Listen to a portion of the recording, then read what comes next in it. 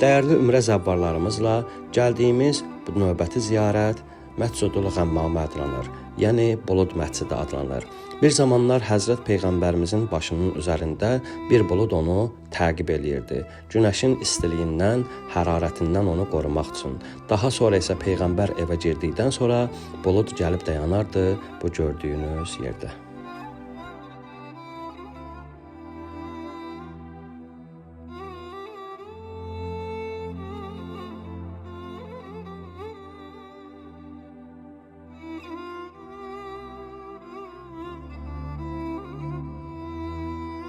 Bu gördüyünüz yerdə isə Həzrət Peyğəmbər salavatullah namaz qılıb, istisqa namazını qılıb.